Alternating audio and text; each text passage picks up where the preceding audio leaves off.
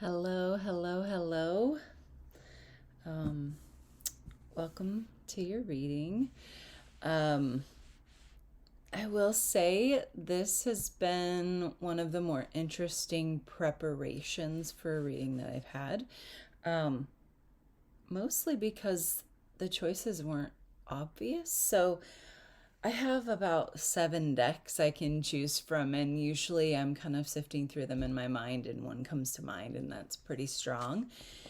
And I just didn't have that response until I picked up a deck and it was like, use this one. And it's just not a deck I usually use for standard readings. Um so I was like, okay. and and then I was doing some meditation. I have like, I'll show you my setup here. Um so I usually have like a mat down that I read off of, and this one has the moons on it, so it's appropriate for I've got the full moon at the top. We've still in the full moon of Leo energy.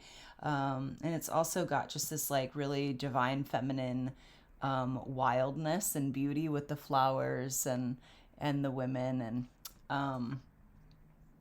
and then I have, candle lit. I've got a bundle here of plants that I use to smoke and clear, and we have a jasper crystal. We've got a fox, and then this feather was really the only other thing that wanted to come in. Um, and so I've been clearing the space and meditating, just using smoke to do that as well. And I in that space I invite in anyone in the spiritual realm who wants to support you, and specifically in the creation of your and furthering of your lineage. And and that was interesting because I didn't feel like I got a strong response except for your mom. And I even hesitated saying that because I didn't want it to feel manipulative or, um, or like, I'm not quite sure. I think I didn't want to share because that feels like a very sensitive spot. And I didn't want to be cavalier or take it lightly. Um, but that is the thing. And then when I sat down to record, my hair has been kind of crazy, and I thought, I'm gonna go put a scarf on. I never This is not normal for me. I don't ever wear these. And so and I couldn't settle into this space until I got it like the way that it would work for me. So I was back and forth to the bathroom several times trying to figure it out. I don't know. Just trying to move with the energies, and I'm using energy not as like a measurement tool, just to be clear, more as like the spiritual energies. So, this is a metaphysical space. This is not a science space, and I separate those for my own clarification, because I tend to exist in both worlds, and they don't always have the same language. So let's get started. A little bit about a reading from me. So, what I would recommend first and foremost, you can press pause after I share this, is that you grab a notebook or journal and a pen. I've even encouraged some people to use art supplies. So if that feels like something that you would like to do, it can be a really good way to distract. How to say this? It's like I'm picturing like when little kids are listening to something and they can't sit still, so you put a coloring page in front of them and they color while they're listening, and somehow that helps. So you can use art supplies for that as well. But the journal will be useful for jotting things down. And that can come in two different ways. Like you can write down what is shared, you can write down, the specifics, like the facts. Here's what was shared, here was the card. We're going to be using an animal spirit deck. This is one of my favorite decks. It's beautiful. So, if there's a particular animal that sticks out to you, you might want to, jot that down, maybe sketch it out. And then the other thing is jotting down the abstract, the intangibles. So what feelings are coming up for you? Does this, if I'm sharing something, does an image come through your mind? Does a memory come back to you? Does, song lyrics or a favorite passage from a book? I occasionally share, let me put it this way, I share anything that comes to mind. And so sometimes that's like a movie reference or a scene from a book or even just a feeling or some kind of imagery. Like I was just sharing about like the little kid, coloring pages. And what I tell people is the instruction I give is to take what resonates, and you feel free to leave behind what doesn't. And when I say resonates, what I mean is like when you think of like a guitar string being pulled, how the string then vibrates, and you could feel the vibration all through the guitar. You can feel it, like if you put the guitar up too, you can like almost feel it humming through your body. That's what resonation is. And so like something may strike you in this process, and it might stir up a wide variety of things. Like it can stir up anywhere from like fear and anxiety to like joy and excitement, and anything in between. So there's no need to judge any of those responses. Just make a note of them, like almost like you're an observer, just like taking notes. And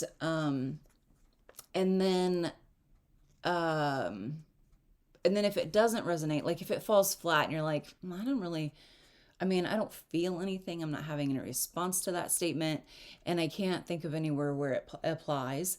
Don't worry about it. Don't worry about it. The beauty is you have a recording of this, so you can watch it, a week, a month, a year from now. Something may strike you differently. I will say, like, usually readings are about like what's happening now, like what is, essentially I'm reading the energies around you right now, but that doesn't mean they're not applicable further down the road. So go pause, go grab all your supplies.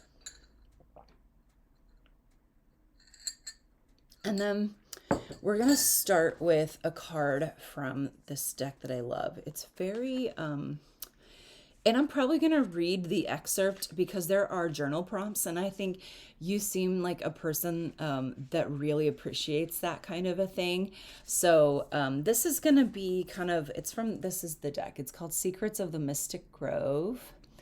And I'm going to share, this is kind of going to be the theme card for our reading today. All right. And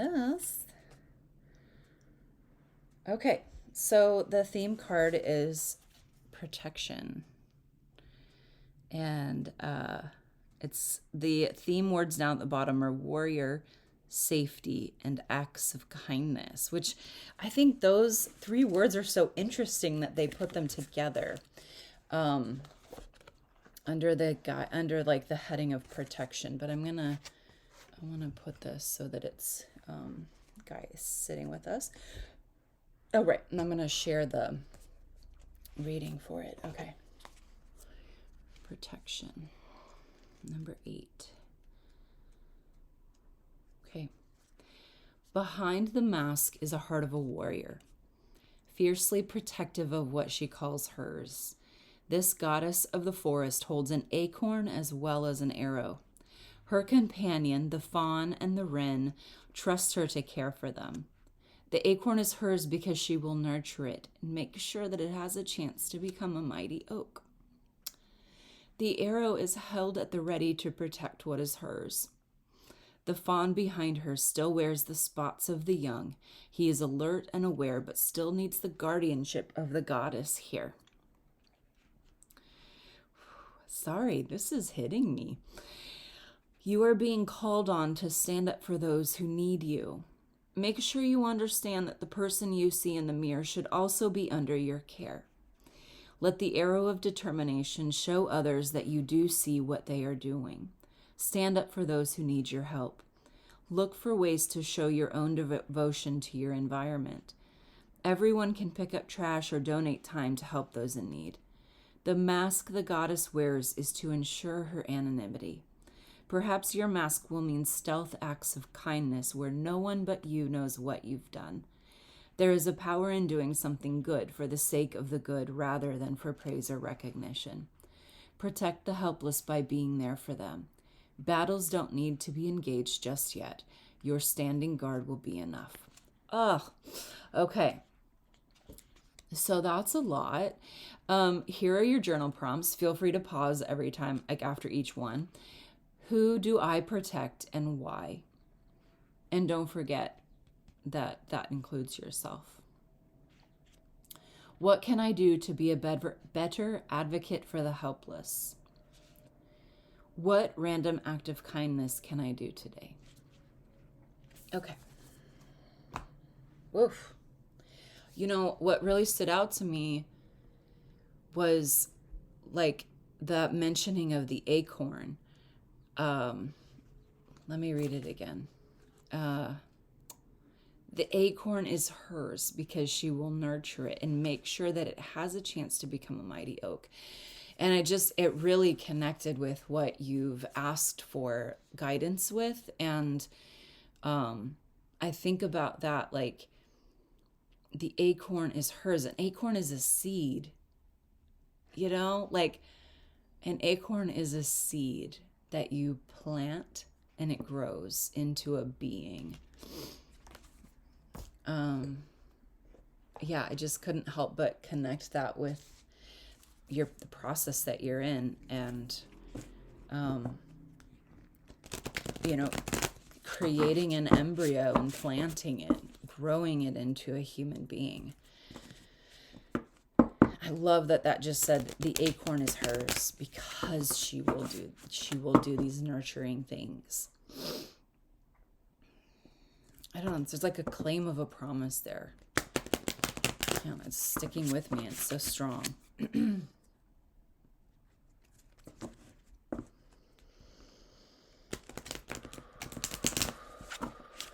All right, so I am just doing a little shuffle. I like to smoke clear the cards, and I think actually I'm feeling nudged to do that again with this deck. So I'm just going to kind of do that here.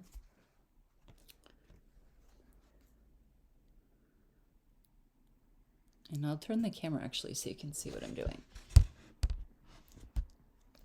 See the candle? Okay.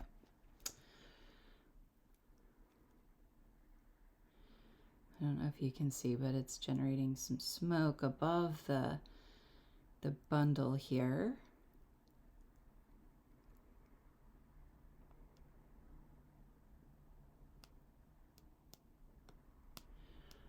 I'm just going to let the cards kind of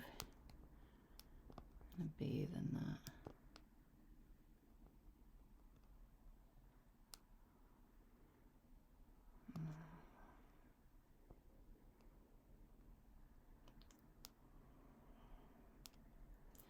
I'm not sure what role smoke has played for you, but it really wants to be here.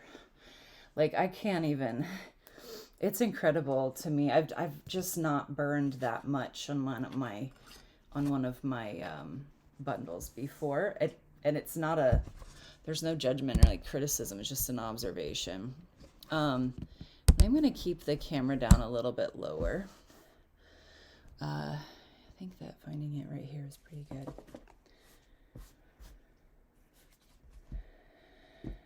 And all right, so I'm using a pretty traditional Celtic cross spread. I found that that's a really good way to get deeper,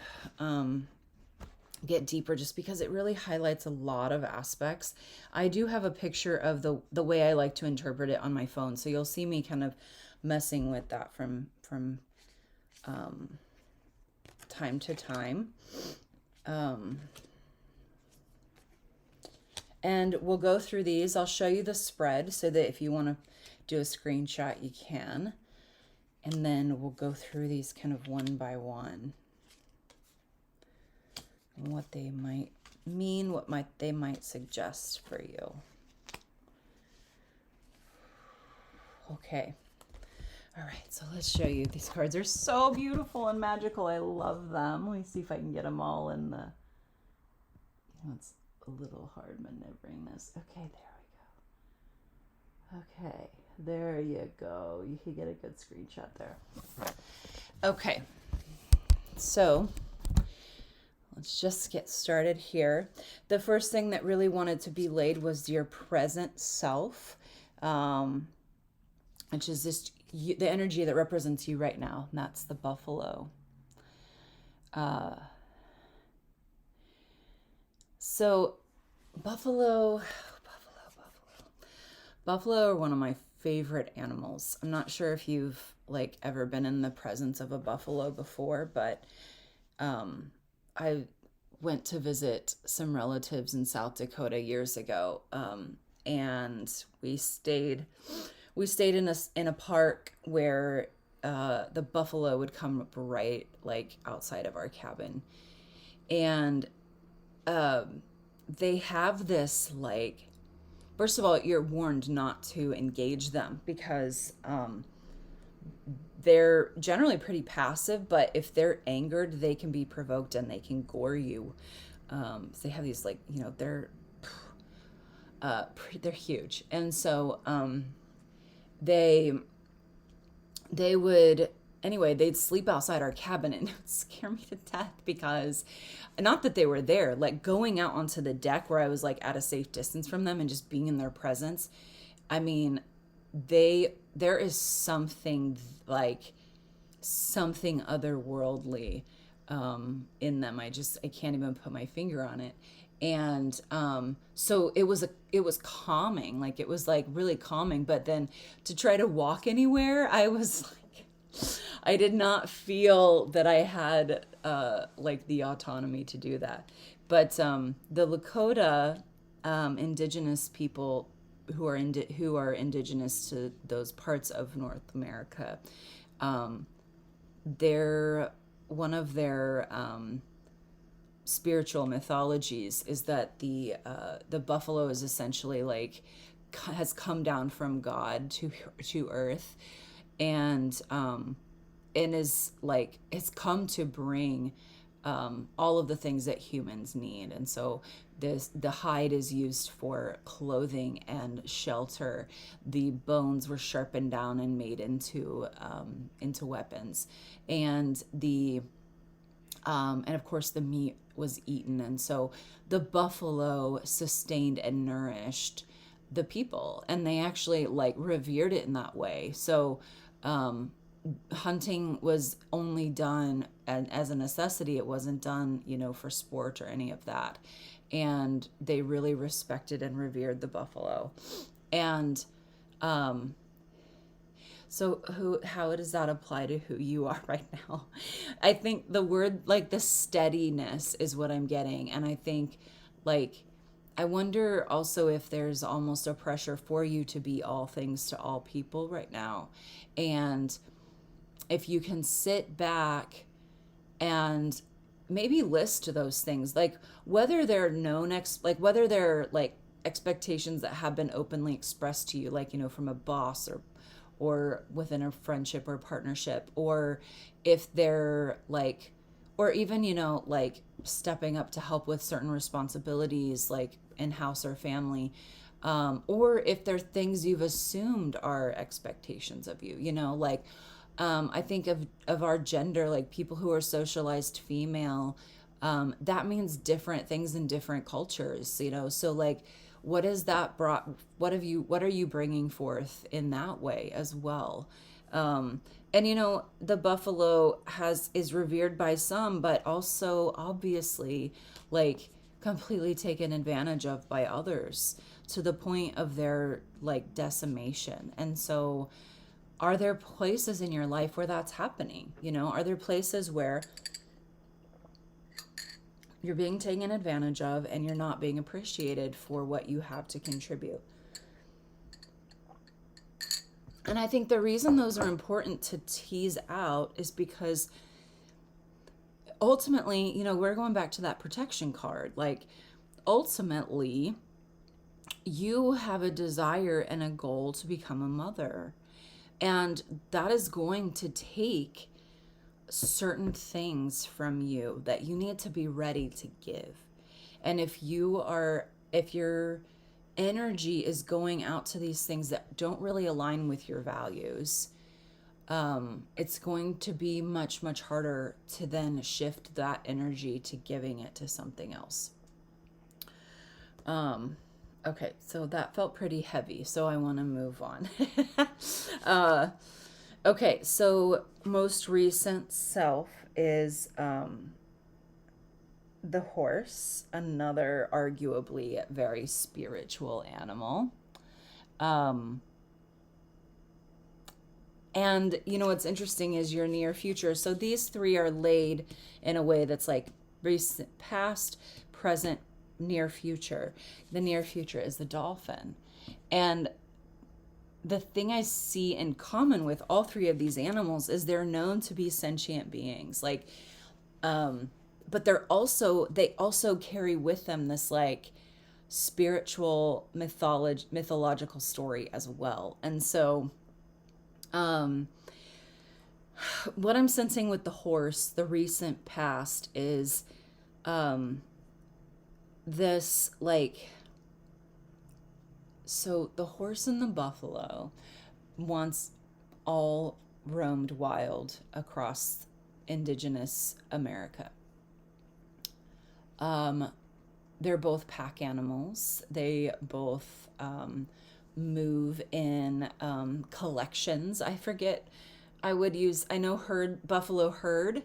I don't know if buffalo or wild horses move in packs. I'm not sure if that's the correct term, so I don't want to misuse it. But the thing I see kind of as the transition here is like, there's more of a wildness to the horse. There's more of like defying, like there's a defiance there that's like pushing against, and not in a bad way. I don't mean this in a bad way. Like pushing against expectations, pushing against, like the horse has this energy of being very self-aware and very what is it? They're aware and they act on that. They know what's good for them, they go after it. They know what's not good for them, they reject it.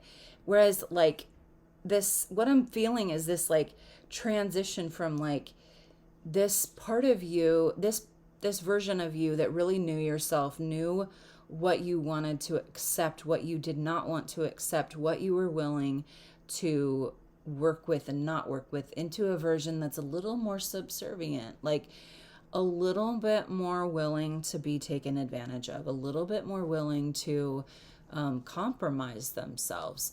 And that is not always okay, those things I've said are not great, but like being kind of moving into more of a domestic place is not necessarily what's like negative, like we do have seasons of like, man, if I could, I think about like my 20s and I was like biking to a little hipster club at 11 p.m. with my friends to go dancing for 3 hours.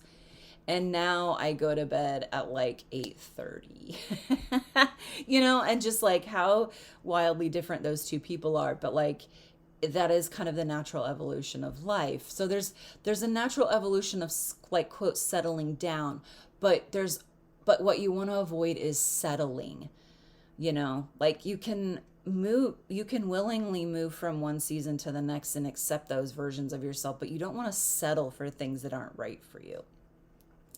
The beauty is your like near future self is the dolphin. And I had to show this card again because it's just so happy and light and free, and dolphins are known to be very loving creatures. They, like humans have been able to like develop relationships with them. And dolphins, I feel, do this without compromising themselves. Like there's a light and freeness to them, but they are able to get there without like accepting things that don't really resonate with them. And I'm kind of being guided to share what the book says about the dolphin, because I think the last two things I shared were pretty discouraging, and I want to remind you that like you're moving toward this more authentic, joyful version of yourself. It's just a matter of figuring out like what that authentic, joyful version looks like, and okay, where is it? I'm getting like through all the other water animals. Innately intelligent, healer, light, blessings. These are all the key words that it has. The gifts of the dolphin are beyond what our human minds can grasp. Dolphin personalities are often drawn to the healing arts as they are sensitive to the subtle and enjoy working on the level of spirit. It's easy for dolphin types to underestimate the impact they make in the world. These creatures play such an important role in the wheel of karma that coming in contact with a dolphin type will change the entire course of your day, and thus your life. This card can also indicate a profound blessing is on the way. Okay, so I hope that feels a little better. The card here, I love this. So the card that unites these, it lays across them. We interpret this as usually a bridge or a barrier. In this case, you have the zebra. And because you're moving from horse, like, okay, so the horse has that beautiful crescent moon on its forehead. It has like a little bit of the color, right? A little bit of the I would say true colors, right? Moving toward the dolphin, which is just like free flowing in true colors. And then you have the zebra. It's a horse with stripes, and it's moved from a crescent moon to a triangle. So get wild with your bad self, okay? Like you have, okay, so there's a scene in a movie that's coming to mind. Not sure if you've seen the movie The Family Stone. It's like Christmas movie that's about a family and their last name is Stone, but then the oldest son is also coming home with his girlfriend to ask for his grandmother's ring, the family's stone, to ask his wife to marry him, or ask this girl to marry him. And the girl he brings is just like presents as incredibly uptight. The family is pretty casual, like they're formal in that like they all dress up and like have a formal Christmas dinner, but they are also like pretty playful with each other. And she just cannot relax. She wears her stiletto heels everywhere. She wears her like pantsuits. She can't let her guard down. On the last night, this huge issue happens, and she ends up like out with one of the brothers, and he's like, you know what your problem is? And she's just kind of like, I have a problem. Like she's like that perfectionistic, and he's like, you have a freak flag, you just don't fly it. And it's this permission, it gives her this permission to like let down that guard.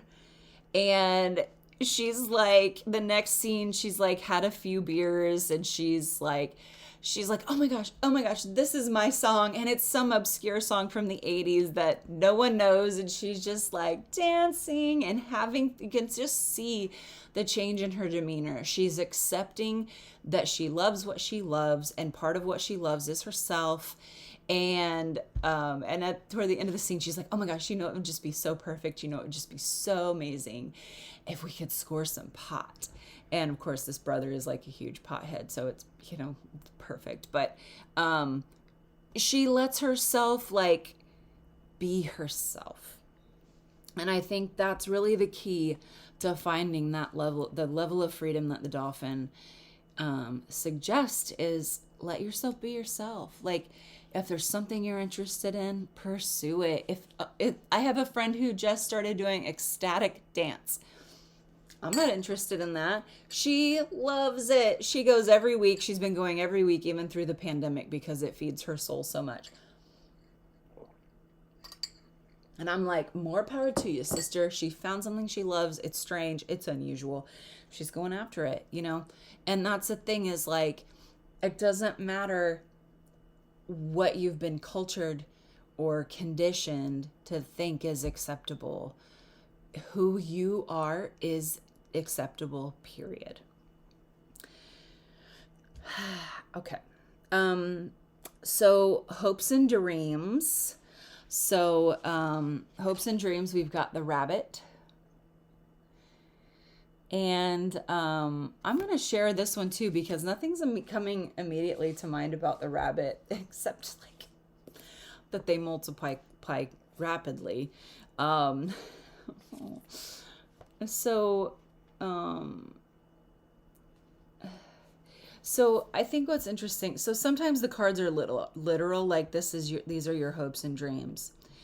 I think actually the rabbit is actually showing up to point out that your hopes and dreams, you're not fully letting your hopes and dreams take shape and take so hope is hard. I think especially the older we get and the more experiences we have, it's harder to hope for things. When you're young and naive, I think a lot about like when I was a child, even when I was in college, even when things were bad, I was a big dreamer. Like, I would often sit and journal and think about the life that I was going to lead and that like was to come for me. And I had all these beautiful visions. And the older I get, it is much harder to hope and dream in that way because life shapes you, life happens, and it doesn't always happen in the way that in the way that those visions have gone. And so it's especially hard after loss to hope. Morgan and I really, we didn't tell anyone until we had an ultrasound because, our first ultrasound is when we found out actually that our pregnancy wasn't viable. And so we didn't want to get hopes up, but we also did not want to go through the pain of telling everyone if it didn't work out. So even me sharing publicly, I waited until I was at week 14, until I was well clear of, and we told people here and there, close people, and, especially in situations where at school, I needed people to be aware, but, we didn't want to go public about it until we felt like it was really okay. So it's especially hard to hope after loss. And the rabbit is that energy of fearful pessimism, really. They're afraid of everything, they're overwhelmed, and they're frozen. The rabbit loves to remind his friends that someday the eagle will swoop down and eat him. He talks and talks and talks about it so loudly, in fact, that one day the eagle hears and thanks him for the great idea. Rabbit energy is alive when we are scared, most often about the future, and we become our own worst enemy. We spin up a dust cloud of fear and then complain to others that we are lost. Notice your thoughts and words, O rabbit. They shape your destiny.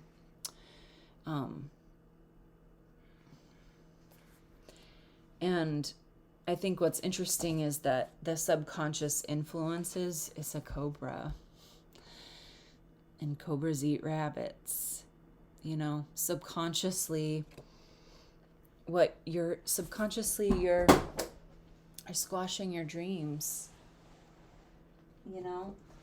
And there's that phrase that says where your energy goes, where in where your energy goes grows. And when you're afraid, it's, it's more likely to grow your fears into reality. So, that's not to say, in my opinion, that you should create false optimism, because I think that's the opposite. That's also born out of fear. The thing to do mostly is to hold and comfort those parts of yourself that are deeply afraid. Find out, ask them. You can interview them. Why are you so afraid? And let them speak. I guarantee when they speak, you will feel their emotion. Like, you will express their emotion. So you'll know that they're speaking to you. And you can say, I am so sorry you feel that way. I'm so sorry. And you feel that way for good reason. But I want you to know I am here for you. And we are going to hope for a different outcome this time. Sorry, that's like a therapeutic recommendation, is to like speak to the parts of yourself that are hurting. But I just really felt like I needed to share it. And my heart chakra is aching a little bit even as I share it, because that's also a wound for me, is having parts of myself that are afraid. So, okay, let's move along. So your approach to all of this is the next card. And in that position, we have the earthworm. And I love, love, love the colors in this. And I love how they're telling a story for you.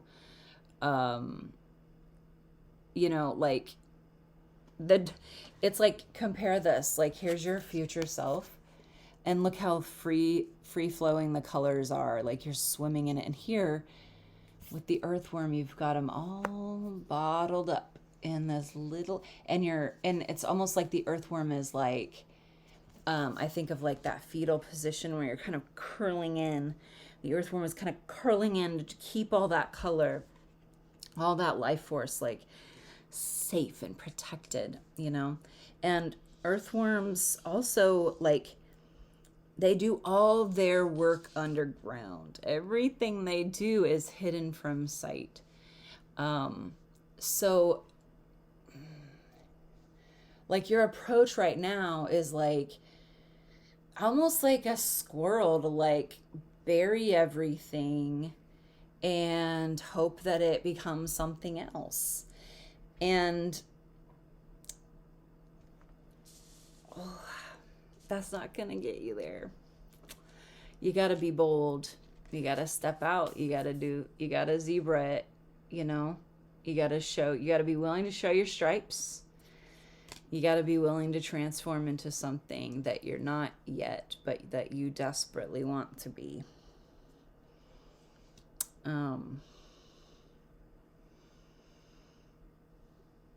Yeah. Okay, so this is also kind of playing into that. So this is the environment card, and this is like kind of the environment that you're in. So we have the dragonfly here. And dragonflies are gorgeous, right? Like, they're iridescent. They really do show their colors. Like, they're very beautiful. What's fascinating is, no, honey, no. What's fascinating, I'm not sure if you know much about dragonflies, like their life cycle at all. I learned this several years ago when I was working at the state park, because I was going to I think I was working on a junior ranger program about dragonflies or something. And so I was reading about their life cycle, and I was so blown away by this because in the summertime you see dragonflies everywhere, like they're constantly around. But so the dragonflies, stop. I'm almost done. Okay? I'm almost done. She goes, um, dragonflies, they lay their eggs in the water, like basically like right before they die. And the eggs then like are hatched and they have like the nymph. I think you have like the larva phase and then you have the nymph phase, which is kind of like their adolescent phase. And they live in the water for a long time. Like they can live in the water for up to 4 years before they emerge and then like molt into their next phase, which is the full, like the adult version of that insect is the dragonfly. And they're like basically alive long enough to find a mate and do their deed, lay their eggs, and then they die. I mean, they're only alive for like in that form for like 72 hours. Isn't that crazy? So like it's still like kind of that analogy to me of like of it being just like hidden. Like much of a dragonfly's life is hidden from us. We only see that like last flash. Yeah, I want to look this one up a little bit because like I'm getting the sense that they're connected, but I don't know that I'm articulating that very well. So I want to see what the book says about our little dragonfly friend here.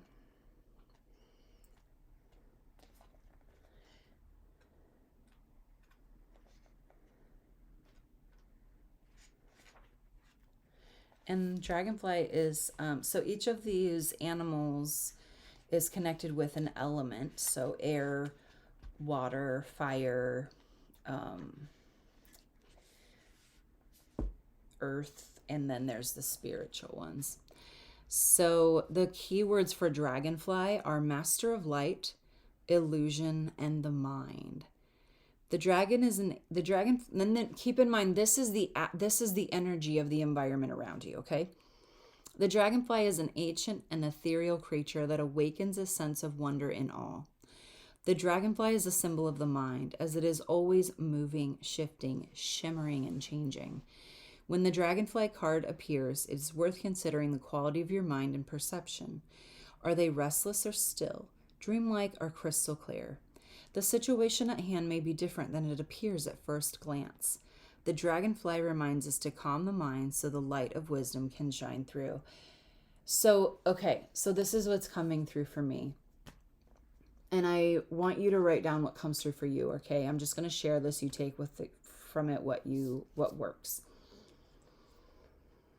So this is the energy around you. This is your environment. And you asked a specific question, which is what option should you choose? And I think this card is reminding you that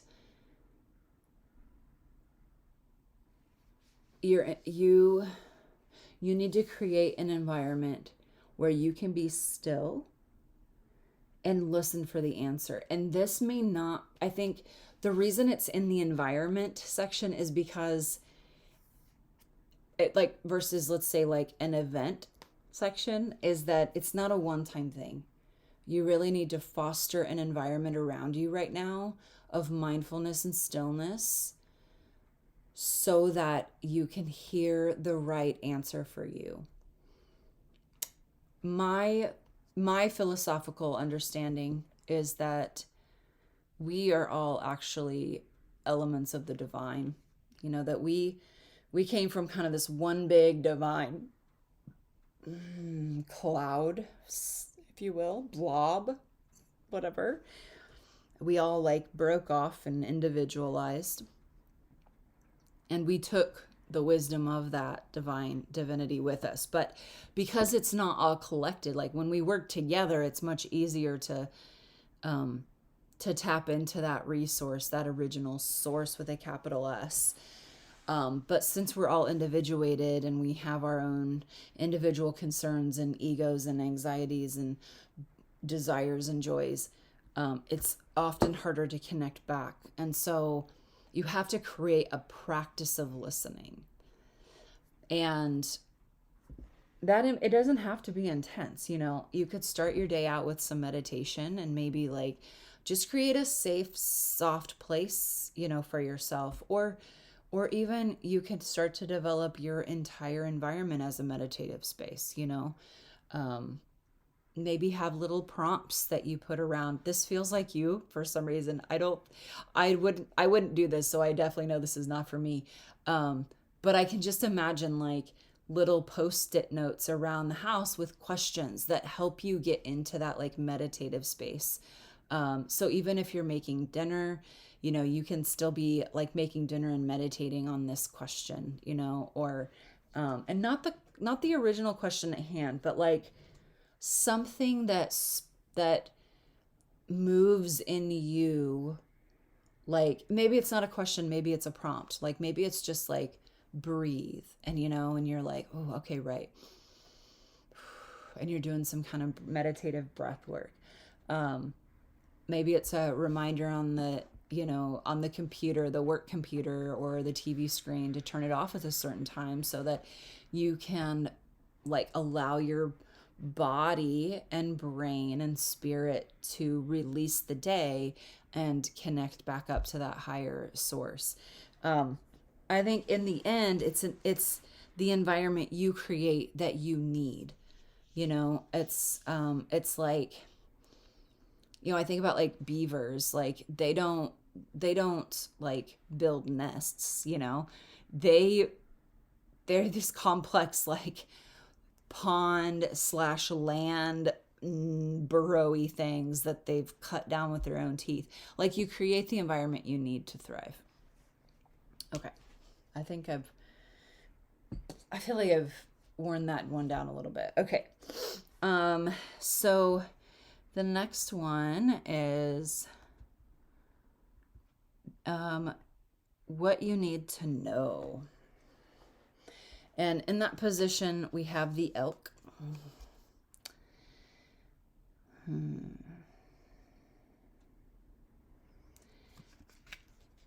The immediate thing that is coming to mind is what you need to know is that you are fierce. Elk are stately beings, and they don't stop for anyone or anything. When I first moved to Oregon, I was working at the park. I was really lonely because I was living out in the middle of nowhere, and I was living in the middle of a state park that was behind a gate.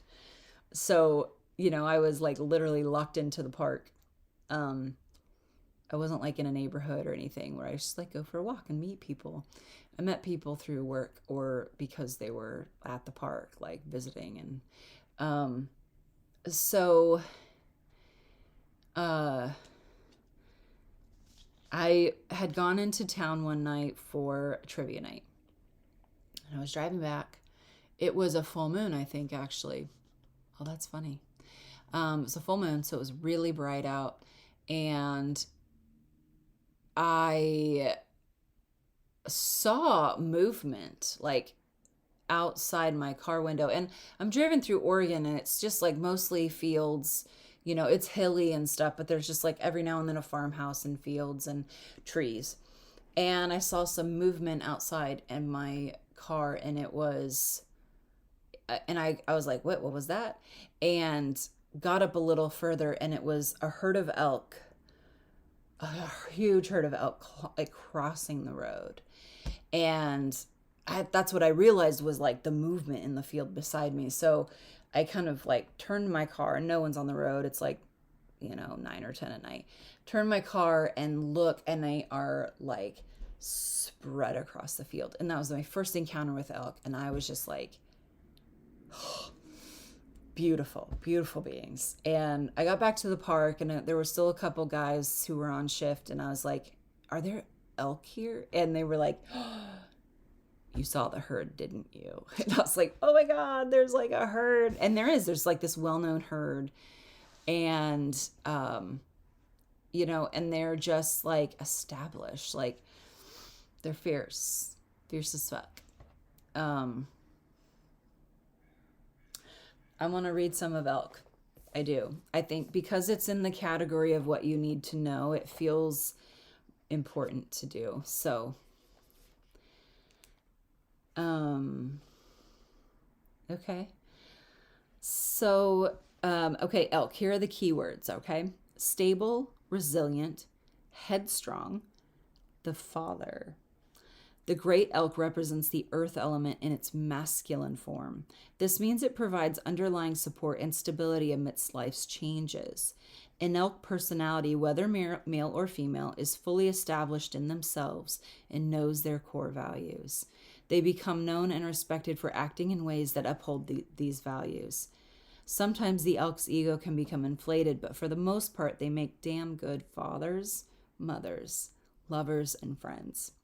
The world needs more elk energy. Oof. And that's an ally for you.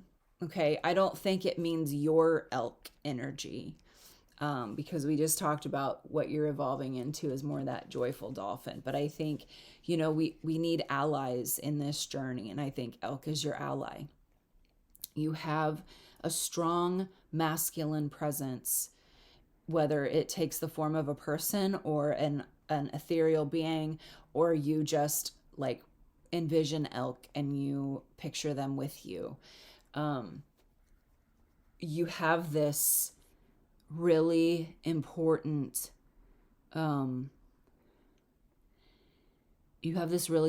energy that is here to assist you through this.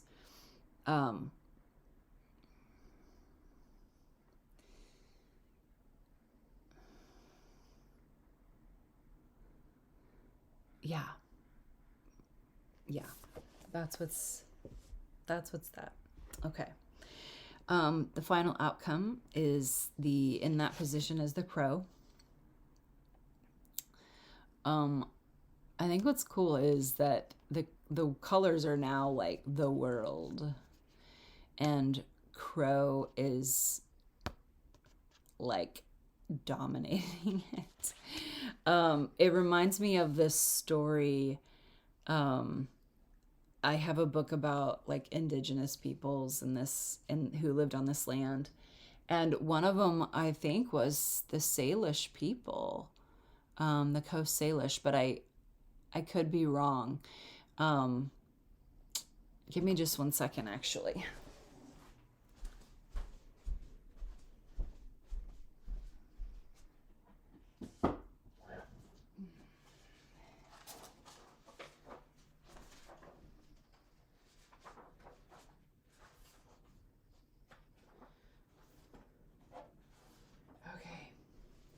I was hoping I would come like right to it, so it didn't take up a lot of time, but I felt like it wanted to be shared. So here's the crow.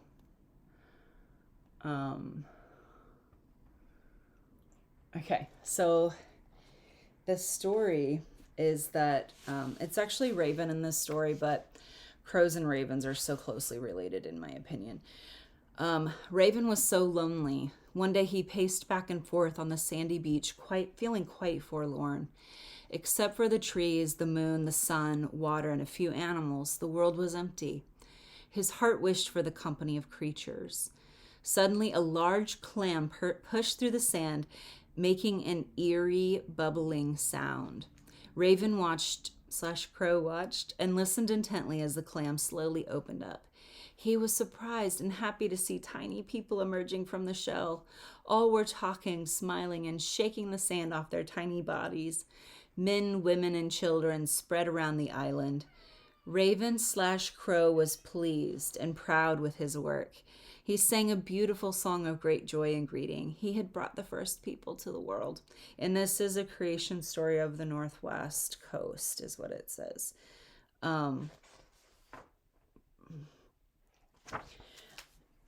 Like, And crow, so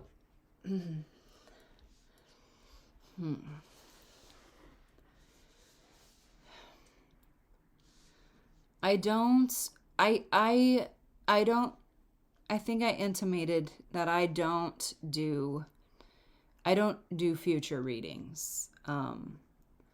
It's just not it's not my skill set. Generally my readings are about empowerment. Um they're about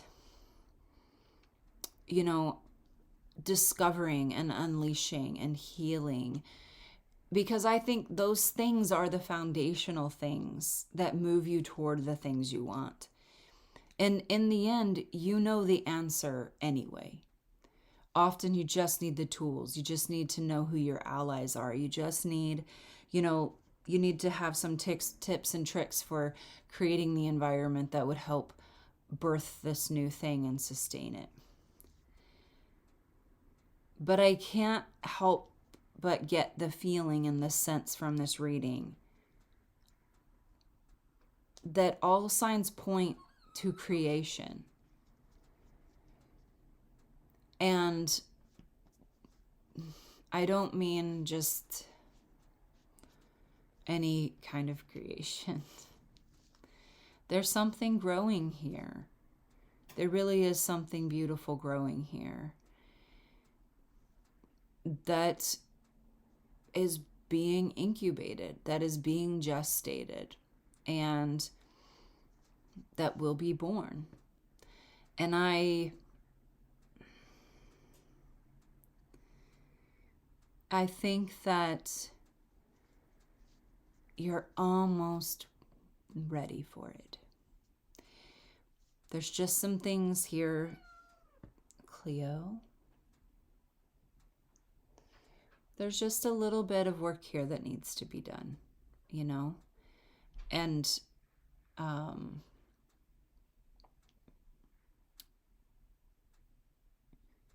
I think if you focus on this, if you focus on the directions that you've been given here, you're making a way. You're preparing the way.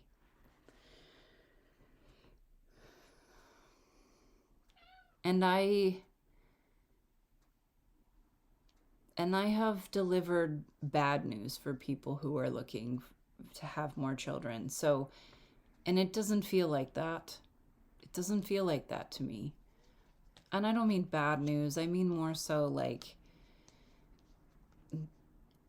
they were clinging to an idea that was like defining their identity. And that was what was bringing harm. It wasn't that they wanted babies. It was that it was it was such an integral part of their identity that they were bringing themselves harm, and because they weren't seeing themselves as they were. And so the bad news was that they needed to let go of that hope, like that idea.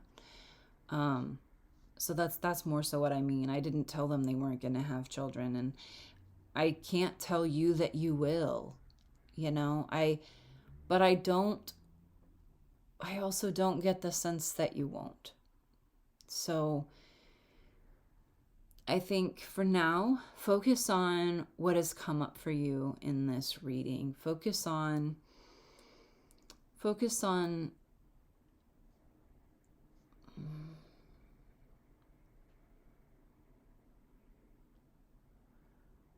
I think about the raven crow in that story, and like he admitted he was lonely and that he wanted something more. And I think it comes back to the hope part where admit what you want. Be really clear about it, one of the things that I want to share this, and I hope that it's hopeful. I don't want to share this as like my story is the example. It's not. But it is a story, and if it helps you, then beautiful, and if it doesn't, I'm sorry. But I recognize that I am a completely different person from my first pregnancy. My first pregnancy, I was anxious that, I'm not in contact with my dad and his side of the family. And the one thing that he always valued the only two things that he seemed to ever value for me and my sister were if we were married and if we had children. And never seemed to be able to accomplish the first one. So I thought I could accomplish the second one and maybe he would finally reach out to me. And then there was this whole crisis of like, I'm not going to have a family. It's off for this child. And like, no, my family won't even be at the the baby shower. Like that pregnancy really unearthed a lot of my sadnesses and fears around family and what family meant. And I spent the year in between really like finding myself and falling in love with myself and embracing all the things that I love and that are important to me. And this time around, I don't feel the loss of those people so strongly because I've redefined family. And also, I haven't made having a baby a part of my identity. But I've also recognized that bringing a child into the world is a culmination of breaking old family cycles that I have been working on for all of my adult life. And that is hopeful and scary and big, and it has so much more meaning than just I'm doing this to get the love and attention that I have always needed from these people. Instead, I'm doing this so that I can continue to grow a new lineage from this really, really damaged family tree. And maybe I can create a new life. Like I can create a new tree, one that brings shade and comfort and peace. So allow yourself, how to say this? Submit to the transformation that's happening already. And allow yourself to become the human, the most authentic version of yourself that you can. And then see what happens. Okay? And that is all I have, which is perfect timing because Morgan's coming in. So I'm going to stop this recording. If you have any questions, I will say that I don't often remember the details of people's readings. And so if you do have questions, I would encourage you to journal them, jot them down. When you're in that meditative space that you've created, see if you can find some answers and be willing to trust the part of you that has the answers for you. We are often really skeptical of our imaginations because we think we've been taught to not trust them. And that's just, of course, like colonizing forces that want to put down like the intuitions of the people. But the reality is we are incredibly brilliant beings and we do have the answers within us. So allow yourself to trust that you already know what to do.